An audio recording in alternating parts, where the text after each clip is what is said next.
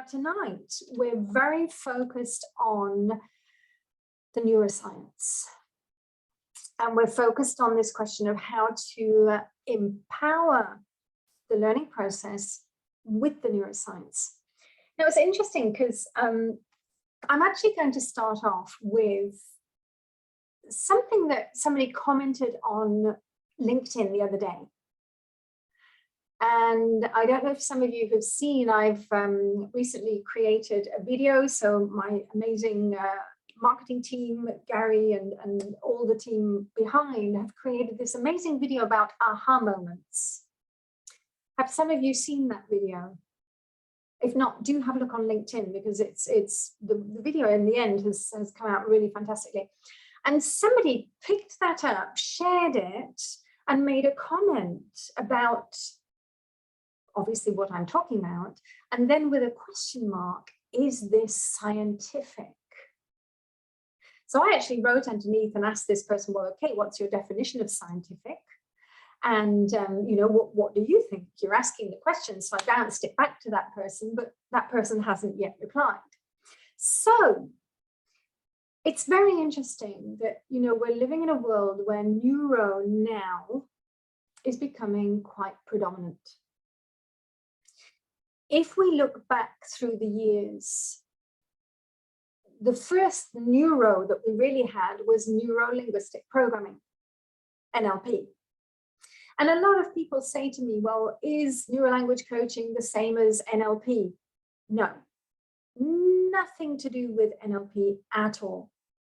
I have not yet done any NLP courses. I may be starting one very soon, but I haven't done one yet. And everything that we do in neurolanguage is actually taking the research from the neuroscience, the principles from the neuroscience, and applying it into the neurolanguage process. That's what we do, and that's the perspective that we take with the neuroscience. Now, when somebody asks me, well, is it scientific? Well, yeah, it's science-based. So it is based on the research, and I have done many, many hours of research into the neuroscience, and I know that many of you have as well. For me, however, the real question is, how are we, the educators, living that neuroscience? How are we living and implementing neuropsychology, emotional intelligence? It's fantastic to regurgitate science and regurgitate research, but actually doing it, that's the challenge. And I actually think that, I mean, I started this 10 years ago. And the major focus for us is being the bridge from the science to the classroom. And that's what we as educators want to do. We don't want to be scientists. We want to live it. We want to use it. We want to create a space that is following that research so that we maximize and optimize the learning process. That's the objective that we're, I think, all of us looking for. I don't know what all of you think, but from there, I'm going to start, as that is the basis from where we're going today. Now, I'm just going to share the screen and get the presentation going. And as you all know, I really don't like Zoom, because it does things to the screen that I don't always want it to do. There we go. Right. Okay, now let me get my chat box up so I can be with you all the way today. This is the focus. How can we use the neuroscience? Well, firstly, I'm going to ask the question, why neuroscience? By the way, I also feel that there's a lot of misinterpretation with the word neuroscience. You know, everybody thinks that it's just about the brain. It's not. Neuro refers to neurons, neurons are nerve cells. We have nerve cells all over the body. We have neurons in the heart. We have neurons in the gut. And I always think that we are looking at the holistic human. We're looking at the holistic side of science. And since the 1970s, 80s, we started to develop the technology that allows us to research more. We have the technology that does allow us to have more knowledge about the brain, but also more knowledge about the gut, also more knowledge about the heart, and also the interactive play of the holistic human that we are. So I would actually say that neuro should possibly encompass neuropsychology, neuroscience, plus emotional intelligence. I think now there is a heavy interlap with all of these different aspects of the science. Now, this particular research is my favorite at the moment because it really does look at metacognition in schools. For me, metacognition is one of the keys to unlock the process for us as educators, but also as learners. Metacognition really is awareness. Now, this particular research looks at the impact when we implement metacognition in schools. Now, the thing I really love about this is that it focuses on 3 different aspects. Firstly, we've got that learner autonomy, ownership of the learning, if you like. Secondly, we've got that enhancing of cognitive skills. And thirdly, we've got that question of how to learn. So metacognition actually has different aspects to it. And the more that we get learners into that metacognition and we are in it with them, we have the proof that it leads to better performance, better results, and greater motivation. And I do think, I always call this the fireball. When they're motivated, we're motivated. When they're motivated, we're motivated. And we've got that fireball of motivation going. So I have divided today into various aspects. We're going to look at each of those aspects of the metacognition, and then we're going to go into that brain-friendly grammar part.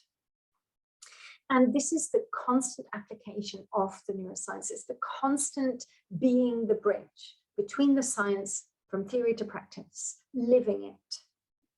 And at the same time, what we're looking for is to enhance, optimize, and maximize the learning process. So let's take this into 3 ways. Firstly, metacognition, then learning how to learn, then ownership.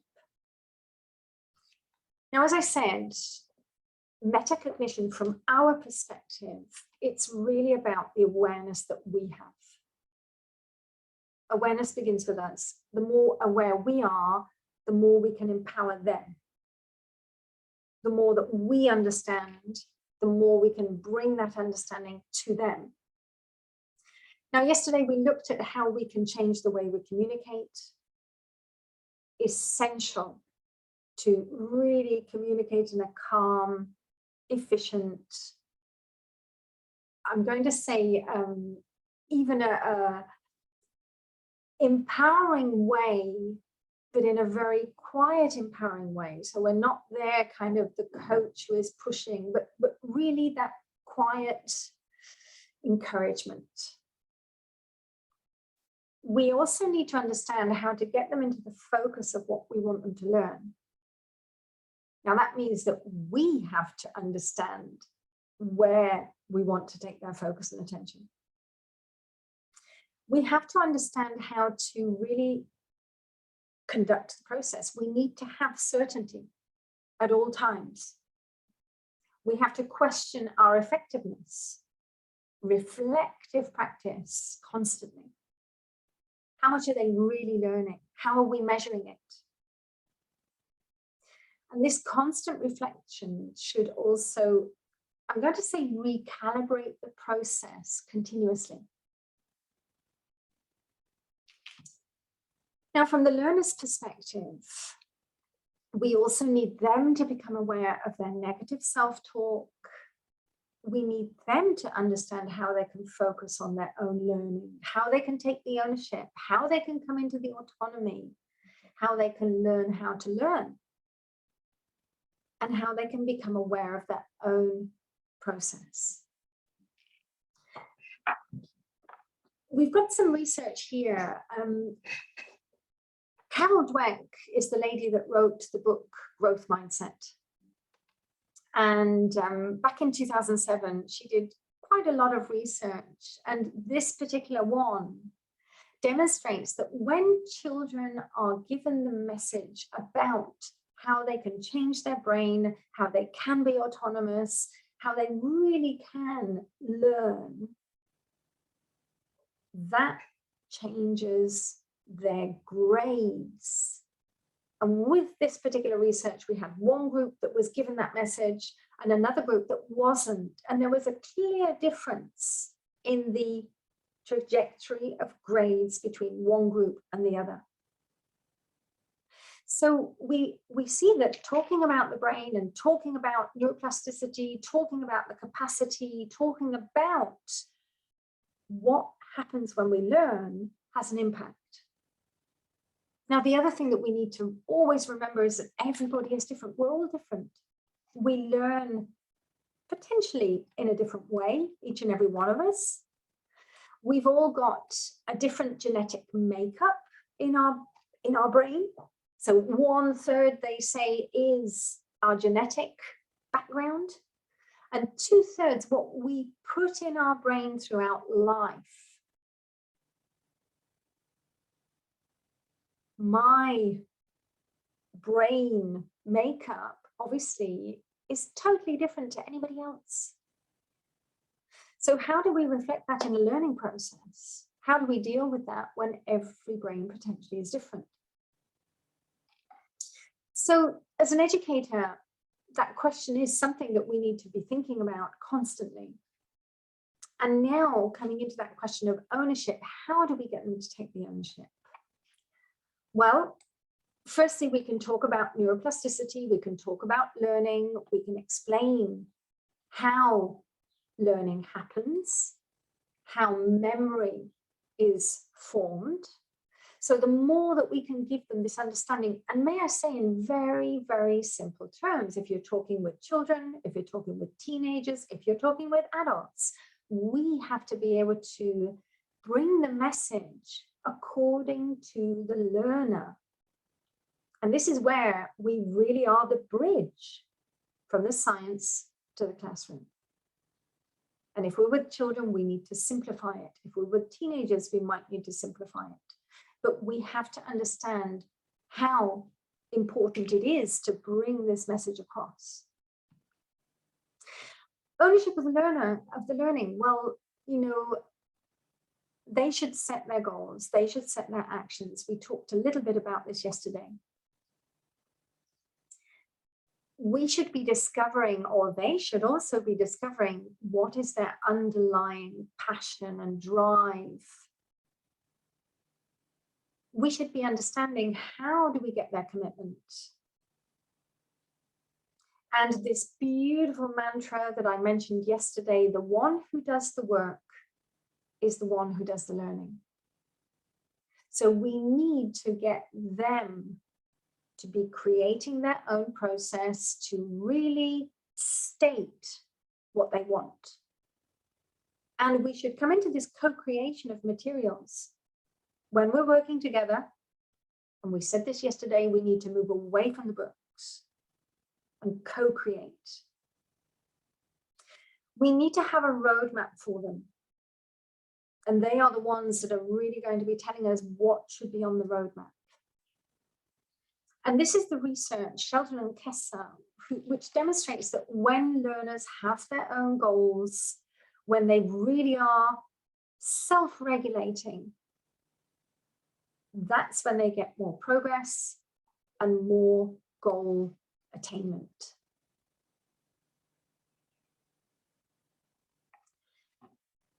Now, I know that many now are coming into this question of the emotional side of learning. And especially this question around emotional triggers. Definitely, if we can share with our learners what is happening, they're going to understand more themselves. Now, this is a diagram that I created based on a description of how the neuroscientist Joseph Ledoux explains the low road and the high road relating to emotional triggers, amygdala hijack, when we go into that fight or flight. Now, if I take you through this very, very quickly, right at the top, you've got this input of sensory information coming in. The thalamus is really scanning and checking what's happening around, and the thalamus is sending messages. If there is that arousal of the amygdala because it's coming in, it could be a reward, it could be a threat. Let's say it's a threat. Then it goes to the amygdala. The amygdala is aroused. The amygdala and the hippocampus are checking if this is something that is in our catalogue of past experience. And if there is a threat detected, that's going to the brainstem, hypothalamus, and we get a full body response. Fight, flight, fight. I can't say it, everybody. Fight, flight, freeze. So the 3 Fs. Now, obviously, when that happens, we get that full body response. We're all different. We might go into that sort of sweating, blurred vision, saliva, heartbeat going, anything could be happening there. We're all different.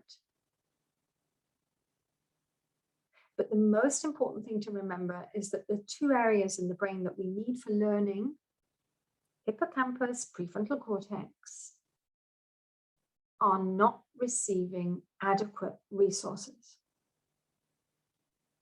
If we go into a fight or flight, literally, we're not in a learning brain state.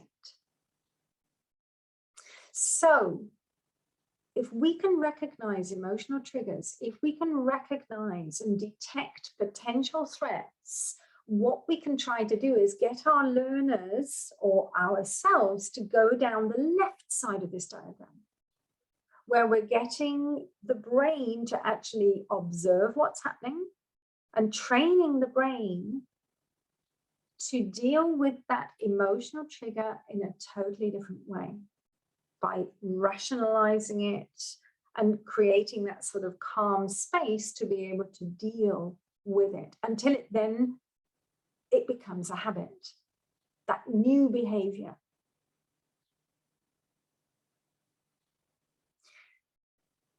Now, I often tell the story of one of my learners in Holland some years ago. Fantastic level of English. Dutch people normally have an amazing level of English. Really amazing sentence structure, vocabulary when he was in a normal situation. As soon as you got him into a business meeting, he started to go into that fight or flight, shutting down, and started to develop a stutter. So we sat and talked about it, and my first question was, may we talk about the brain and really talk about this fight or flight, what's happening? So I gently explained, this is what happens when we go into fight or flight. Can I check, is this what's happening with you? And yes, he said, absolutely, that's exactly what's happening. It feels like I'm just totally shutting down. Now, it was interesting because he actually said to me, you know, in my 50 years of life, nobody's ever talked to me about this before. And he appreciated the fact, and it's something that we said yesterday, all of us think we are unique. All of us think we have panic attacks or brain shut down and we're the only ones on earth. No. Each and every one of us experience fight, flight, freeze in different situations. So just talking with him about it got him to open up. Then the question was, okay, how about we try to identify what's the root cause of this? So he sat and thought about it, and he realized that in his mind, when he felt he didn't sound English enough, when he felt his Dutch accent was coming out, that's when he was triggered. So the next question was, okay, well, what are the sounds? What are the words where you don't feel you're being English enough? And the ironic thing was that they were the exact sounds in English as they were in Dutch. You know, there are many similar sounds. His brain thought they were Dutch sounds, but actually they were also English sounds. So we needed his brain to reconcile that. We created a list of all of those words, really paying attention to those sounds so that his brain could start to calm down when those sounds were coming out. And then the final thing we did was, what are the strategies that we can build for you when that starts to happen? And he created things like having a glass of water, or just asking for a moment to look at my notes. So he started to bring in his defense mechanisms. It was a 15-minute conversation. That's all it needs. And if we can help our learners to understand, firstly, the physiology, and then try to detect the trigger, and then try to troubleshoot it, wow, that's when you're going to get them empowered and pushing through those emotional situations. And the more that you get the brain trained to do those strategies, to recognize those triggers, the more that the brain then starts to create automatic habits around it. And it stops being an emotional trigger. So, as we said, if there is a trigger, we've got that fight or flight, maybe freeze as well. We've got the adrenaline, cortisol kicking in. We've got the hippocampus, prefrontal cortex depleted. Learning is affected, and we have to help the learners to understand how to regulate this. And here we have the research demonstrating this importance of psychological safety.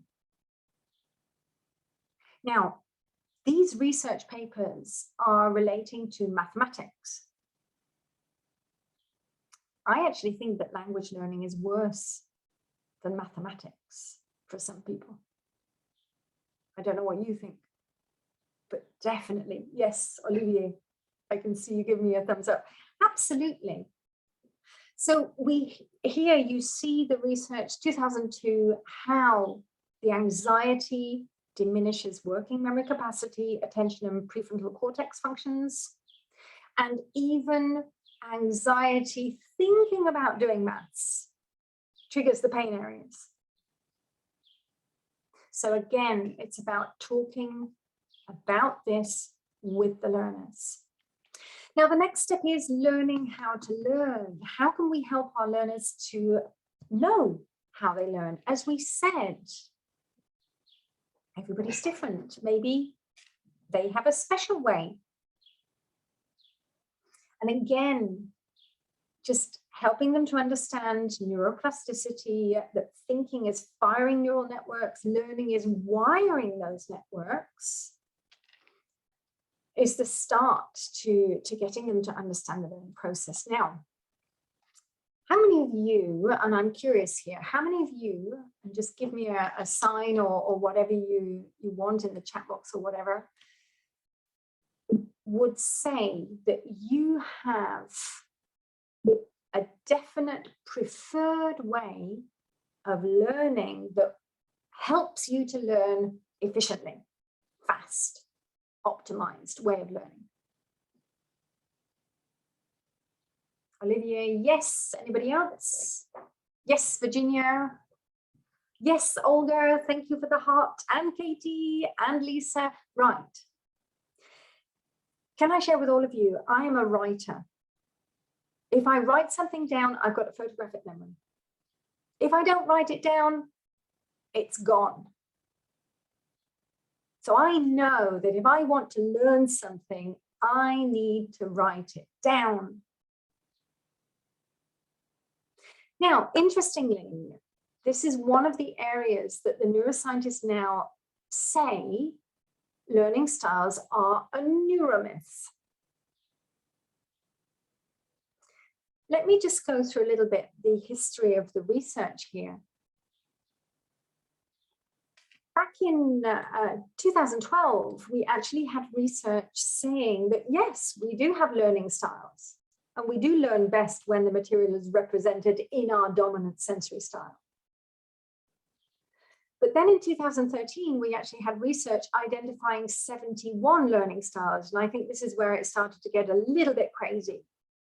And then from 2015, 2016, we started to see the development of the science of learning with Tokuhama Espinosa and the research in 2018 showing that when we have multiple sensory input, that's when we maximize the learning experience. Now, I do not dispute that, and I totally think that we need to always understand how can we get multiple sensory input to maximize learning. However, I do think we could have a talk with our learners if they individually also have a preferred way that works for them. So not only are we looking at multiple sensory input, but we're also looking, is there something that works for you? And if I know that, I'm going to be encouraging you, come on, do that. You know, some years ago, I had a very unusual learner who, whenever he got a new word in English, I could see him looking up towards the right, and he was spelling it with his head.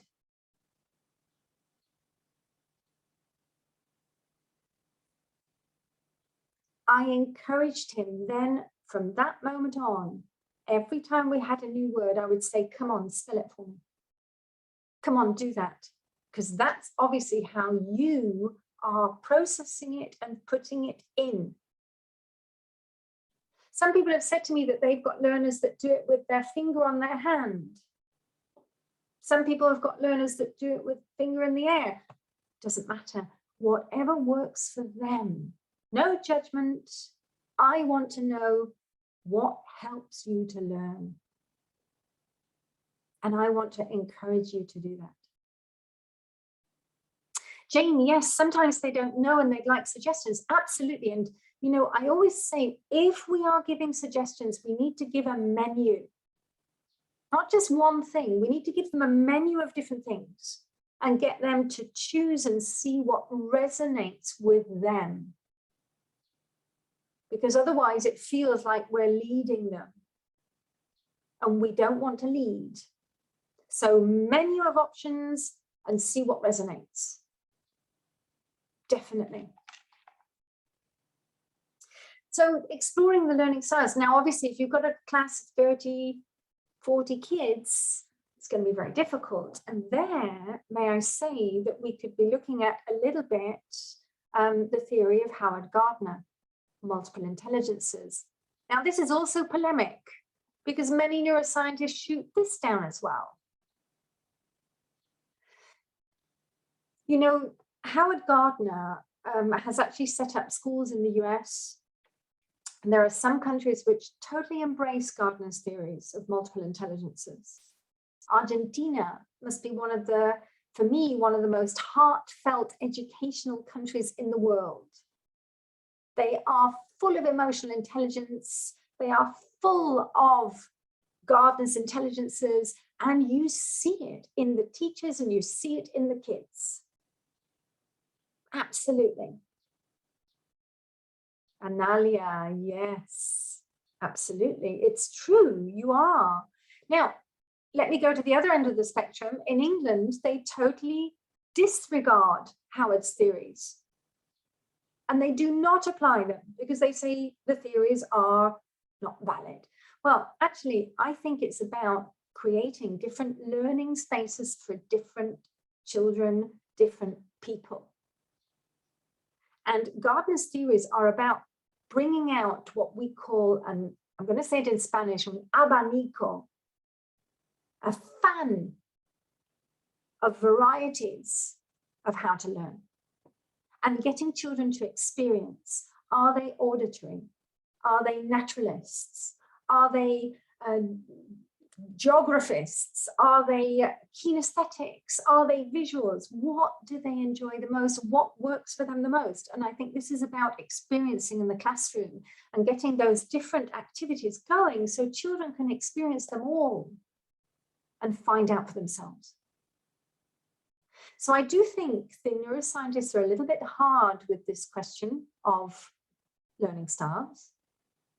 I'm not going to say that we don't agree with the multiple sensory input, we do, but I also think we need to be exploring everything else around it, the individual learner and the experience of trying different things and seeing what works for them. That's my input on learning styles. Strategies for improving cognitive processes. Well, this will always depend on how open your learners are to these. You've got things like meditation, breathing, exercise, gaming, healthy gaming, where we're talking about really educational games for kids.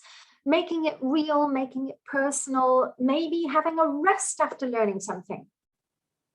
Interestingly, two groups of learners, one group halfway through had a rest, went to the coffee machine, came back, talked about something else, then went back to the learning.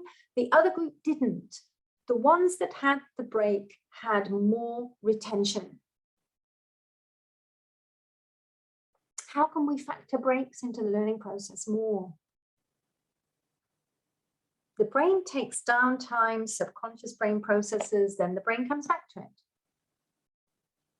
Napping, well, you know, when I was a kid, when I was in kindergarten and first years at school, I remember that they made us have a nap.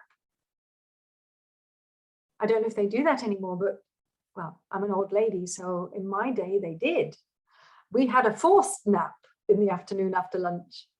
And I'm not saying about kids having naps. I am saying if you've got a corporate client and the client is tired and hitting a wall, that client might say to you, like one of mine did some years ago, I need to have a nap. And he literally sat there and went into his nap. And 10, 15 minutes later, he came back again and said, okay, I'm okay now, let's go on. From our side, no judgment. And, you know, coming back to that multiple sensory input, we could also think about smell, the Proust effect. You know, Proust writing about his grandmother's Magdalene and how when he smells that, he goes directly back to his grandma. What could we do in the learning environment where maybe there is something, incense stick or lavender or something that might help them also to trigger those memories? And remembering as well that the vision, the visualizing something is one of the most powerful of sensory input that we can give to our learners. Now, let's just move a little bit into also, we need to understand the difference between explicit and implicit learning, and especially with language learning. Implicit learning is when we are literally just taking it in. You know, when you go on to learn a language in a country, you go to the country, it's immersion. That's mostly implicit because you are bombarding the brain 24 hours a day with that new language. Explicit learning is when you are sitting to study and you're battling away with that. Language learning is both. Now, as children, between those years from 0 to 7, we are mostly learning through implicit learning. We're just taking it in, especially as a baby. You know, in those first 4 or 5 years, we're learning through implicit learning. As adults, we mostly think that we have to go to the academy once a week and battle it out. As adults, we think we have to learn through explicit learning. Actually, no, we need to think about both. So we could say that explicit is learning theory, grammar rules, studying, analyzing, rationalizing, engaging frontal lobe, and implicit is about subconscious input, getting into the flow, replicating immersion learning. And if we can put both of those together, we're going to be learning a language much faster. Definitely. Now, I know from my own experience, I learned French at school, very much focused on explicit learning. I learned Spanish firstly with explicit and then with implicit because I moved to live in Spain. And when I had both, that was the language that I went the deepest and the language that I'm bilingual in. After that, living in Italy, I only learned implicitly. I can speak Italian fluently. I can't write it because I don't have the explicit side. Catalan, the same, implicit learning, immersion learning. I can't write it. I never did the explicit. German, the same, implicit input, living in Germany. I can't write it. I never did the explicit. So my own proof, the language that I have both, is the one that I have learned the best. And if you can get your learners right from the beginning to think about that, that's when they're really going to learn that language well. Now, understanding the flow state as well, you know, we've got a lot of research into the flow. We're getting more and more research nowadays into brainwaves and learning states. But I would say that we're right at the beginning of this research. Now, forgive me, I never know if I pronounce this in the right way. Mihaly Csikszentmihalyi is the king of the flow research, positive psychology. And I do think that the more that we can understand how to get learners into a flow state, that is then going to get them into that implicit learning much more. Now, I don't have much time today, so I'm not going to go into the brain waves. Normally, when people work with me on my courses, we go very deeply into this question of flow. We go very deeply into the brain waves because I think it's very important for us to understand. Now, just to give you some evidence of this, Montessori kids report more flow experience than normal kids. That's the living proof. 2005, the research demonstrates it. By the way, Maria Montessori must have been the most incredible visionary. Absolutely incredible. She knew how the brain functioned without any of the research. She knew the different ages of kiddies. She knew when the brain changed at the age of 7 or 8 and how at that age we have to change the way we learn. Very incredible. Now, the other thing that we also have to remember is that the brain is a connection machine. And this is the research that I absolutely love. 2016, for the first time, we can now see that when we learn a new language, our brain goes to the native grammar structures first. That, for me, was the proof of how I learned all my languages. from French to Spanish, from Spanish to Catalan, from Catalan to Italian. Jumping, scaffolding, that's what the brain does. The brain is a scaffolding machine. Now, if we know this, what we have to do is provoke the scaffolding. We have to provoke the connections. Let's just have some examples, and I'm sure that you can think of some in your languages. So Mike, you're saying native structures first, absolutely, to native language or other languages that we have. Let me give you an example. In German, the word for potatoes, Kartoffel, I think many of you know that. Actually, in Russian, it's also Kartoffel. So my brain automatically goes into, I know that word in both languages. And literally, when you hear mistakes from learners are normally 90% native interference, because the brain has gone there first. And this is my favorite example. Kartofle in Polish. Fantastic. I know a Polish word now. Thank you. Let's take the beautiful example of depend of. Latin speakers will say it depends of. Slav speakers will say it depends from. Neither of them are right. Both family, let's say groups of language, have gone to the native. And more often than not, your learner's brain will go to the native language to try to pull out the new language. Now, we have to provoke, and we also have to find out what's the reason that you've come out with that answer. Where does it come from? And if you can talk it through with your learner, you're going to help them to understand, okay, well, in English it's like this, in your language it's like this. Let's set up the alarm bells if it's different, or let's create the bridge if it's the same.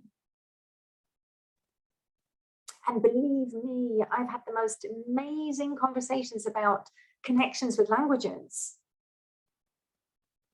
Even with Virginia with Chinese, even with Arabic, even with Japanese, even with Russian, with Polish. Katie, Katarzyna, and I sat in a Polish cafe some years ago, both of us going into ecstasy because we were creating connections between Polish and English.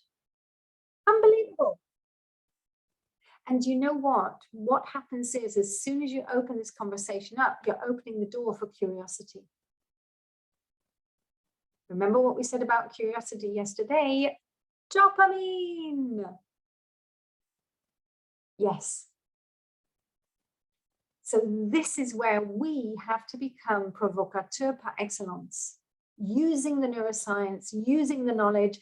And can I say, by the way, everybody, this goes against the traditional grain, doesn't it? How many of us were taught in our language learning, teacher language learning, that we should not connect native and target, we shouldn't bring out the native language? That's a big no-no. I'm not saying that we should bring out the native language. I'm not saying that we should always be speaking the native language. I'm saying that we need to provoke the connections between the two. We need to find the bridges, we need to find the associations and connections, because that's how the brain functions.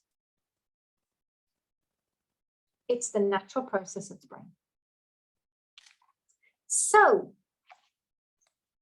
how the brain likes to learn? Well, let's just bring it into a little bit of a summary. The brain loves real and personal. The brain likes to predict things. If you can get them into that sort of predictive mode, breaking it down, you're going to get the brain's attention. Scaffolding on previous knowledge. What do they know? Spacing it out, bringing the brain certainty, getting focus and attention, and playing with patterns. The brain loves creating patterns, logical order. That's what the brain does. Now, how do we then bring this into grammar? 2012, I created a model, a coaching model. Now, yesterday we spoke about a coaching model, and we spoke about the fact that a coaching model is a pathway through a conversation. The objective of this particular model is to get our learners into a very quiet, calm, relaxed atmosphere conversation. How many times do we have learners really nervous, tense when they hear the word grammar? They go into that overdrive of, I hate grammar. What we need is to totally reverse that. We need to get them into a very calm space and accessibility. We need to allow them to be able to ask us anything, talk about anything. We need to have interaction. We need them to never feel bad in that learning situation. And at the same time, we're going to be stimulating, provoking, chunking it down, creating a framework, and taking them through grammar or non-grammar with this model. Now, the way that we work with grammar is, firstly, we have the process of breaking it down, clustering the grammar into big pictures and then breaking that picture down. And then we build it up with our packed PQC coaching conversation. You know, I often say, and I'm not sure if you'll all be the same as me, but Murphy was always and is my grammar Bible. Essential grammar in use, fantastic grammar books. However, no grammar books connect the dots. They're all very disjointed. Very disjointed. And the question is, how can we create bigger pictures that connect all those dots? Because if you talk about the present as a cluster, it's not just present continuous, present simple. It's much more. It's state verbs, it's action verbs, it's future tenses using the present. It's present after adverbs of time. It's also zero conditional present tenses. It's also the US subjunctive. So many things that we could bring into that big picture of the present. Now we have to be able to create those big pictures and those breakdowns. And then we build it up with the packed PQC model. Packed PQC, I'm going to take you very quickly through it. It creates a skeleton framework of conversation around any grammar point. The first step is the placement, where we are signposting. Now, another thing, this goes a little bit against the grain as well, because I know in many teacher trainings, we are shown that we should be eliciting. Now, eliciting for me, let's imagine that we're talking about the present perfect. I would start with my learner. What have you done today? Where have you been? What have you looked at? What have you seen? What have you eaten? Trying to get them to understand that we're in the present perfect. Now, as a learner myself, if I'm taken into a process like that and I don't know where I am, I get very nervous and I start to shut down. Sometimes I might even want to kill the teacher. But depends on the moment. Now, what we need to do, and this is where, can I just say, it's essential that we signpost first. And we really tell them what we're doing. There's nothing worse than having a learner not knowing where they are. So signposting means, okay, we're going to move into a conversation about the present perfect. And firstly, I'm going to ask you some questions about the present perfect and just see how they sit with you. And then I go into my questions. Now, we need to do this at every single point. Signposting is key. Placement is key. And what you're doing is you're bringing their brain with you. You're not leaving their brain behind and you're going on your little trip with the present perfect and they're somewhere thinking, whoa, where am I? And what we do as well is we couple signposting with summary. So maybe we've talked about present perfect, blah, blah, blah, blah. Okay, we've finished talking about present perfect. Now we're going to talk about past simple. Signpost summary, signpost summary. It's like you've got bookends in your conversation. That's what we need to develop as educators. And that brings certainty to the learners. Now, the next thing we need to do as well, we need to stop explaining. We need to ask them first, what do you know about this? Let me find out your starting point first. Remember the brain scaffolds. If I know that you know it, I'm not going to waste time. I don't need to do it again. I can move on. How much time do we waste by just regurgitating and explaining again and again and again? Now, today we're going to talk about the present perfect. And the present perfect is blah, blah, blah, blah, blah, blah. My learner may know it all already. And it's redundant what I'm saying. So if I find out first what you know, that will clearly tell me where you are with it. And from there, we can scaffold. And if you tell me you know something, then I'm going to push you into a conversation or examples. And then I want to hear if you're using it. And I'm going to try and get you into conversations where you forget that you're talking about that particular grammar area, just to see if it's coming out naturally. And wherever there is a lack of knowledge, that's when we go into the T for teach. However, and this is where the coach comes back, I'm going to be asking permission to share, and I'm going to be interacting with you. I'm going to give you a little bit and get you using it. Give you a little bit more, get you using it. So we're going to have this constant interaction.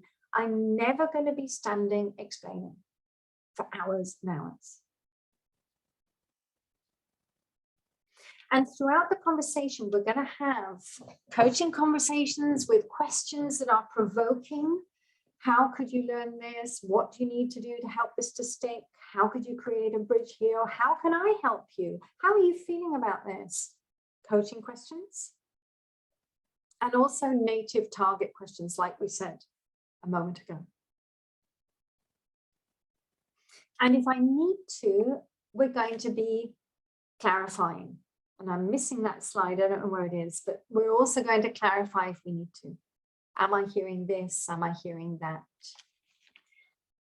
So as we said, this is your framework of the conversation, and you're going to be using this. It becomes a very flowing conversation. And it's not linear. You're going to be dancing in and out of these different parts of the conversation when you need them. You may start with placement, go to assessment, go back to placement, go to teach, go to placement, go to assessment, powerful questions, clarification, assessment, conversation. So you're going to be dancing around this.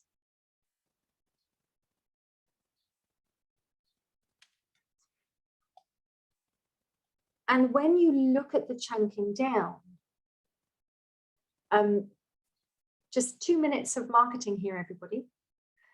In my brain-friendly grammar book, you've already got ready-made, chunked down grammar areas.